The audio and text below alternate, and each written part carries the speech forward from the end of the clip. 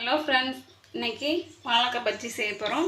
அதுக்கு தேவையான பொருட்கள் நான் ஒரு வாழைக்காய் எடுத்திருக்கேன், 100 கிராம் கடலை மாவு எடுத்திருக்கேன், ஒரு 2 ஸ்பூன் மைதா மாவு எடுத்திருக்கேன், ஒரு 5 ஸ்பூன் பச்சரிசி மாவு எடுத்திருக்கோம், ஜீரகம் எடுத்திருக்கோம், மிளகாய்த்தூள் எடுத்திருக்கேன், உப்பு சேர்க்கணும், இன்னும் சோடா உப்பு சேர்த்துக்கணும். வாங்க வாழைக்காயை ஸ்லைஸ் பண்ணி எடுத்துகிட்டு வந்துடும். வாழைக்காயை ஸ்லைஸ் பண்ணி எடுத்துகிட்டு வந்துட்டோம். இப்போ மாவை கொட்டி மாவெல்லாம் கலந்துக்குவோம்.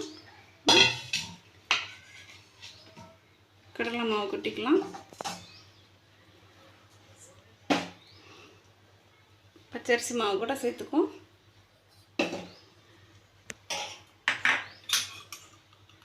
மிளகாய்த்தூள் சேர்த்துக்குவோம், 1 ஸ்பூன் சேர்த்துக்குவோம். ரொம்ப காரம் இருக்காது அந்த மிளகாய்த்தூளும். ஜீரகம் சேர்த்துக்குவோம், சோடா உப்பு சேர்த்துக்குவோம், கொஞ்சம் பலார சோடா அது உப்பு சேர்த்துக்குவோம்.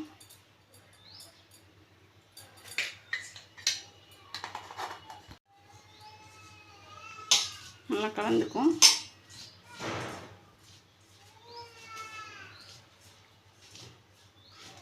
கலந்துட்டு தண்ணி ஊற்றி கொஞ்சம் கொஞ்சமாக பச்சை மாவு பதத்துக்கு நம்ம பிசைஞ்சு எடுத்துக்குவோம்.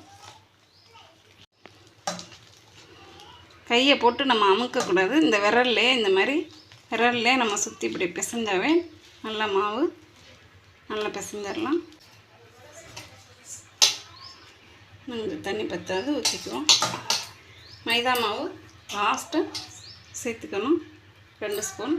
மைதா மாவு நான் எதுக்கு சேர்க்குறேன்னா நல்லா கொஞ்சம் பச்சி சைனிங்காக மேலே நல்லாயிருக்கும். நல்லா கலந்துக்கிட்டாச்சு. நம்ம ஸ்டவ் ஆன் பண்ணி கடாய் வச்சுக்கிட்டாச்சு. கடாய் காயட்டும், எண்ணெய் ஊற்றிக்குவோம். எண்ணெய் ஊற்றியாச்சு. எண்ணெய் நல்லா சூடாகட்டும். எண்ணெய் நல்லா சூடாகிடுச்சு. இப்போ நம்ம பஜ்ஜி போட்டுக்குவோம். எடுத்து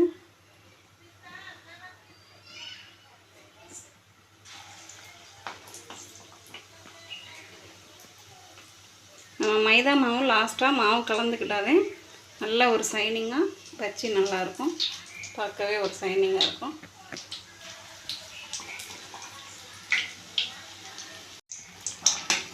எடுத்துக்குவோம். இந்த மாதிரி எல்லா பஜ்ஜியும் நம்ம போட்டு எடுத்துக்குவோம்.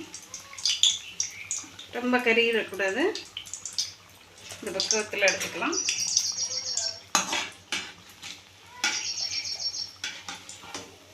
எல்லாத்தையும் போட்டு எடுத்துகிட்டு வருவோம். வாங்க. எல்லா பஜ்ஜியும் போட்டு எடுத்துக்கிட்டோம். ஒரு தடவை ட்ரை பண்ணி பாருங்கள். Okay, thank you friends.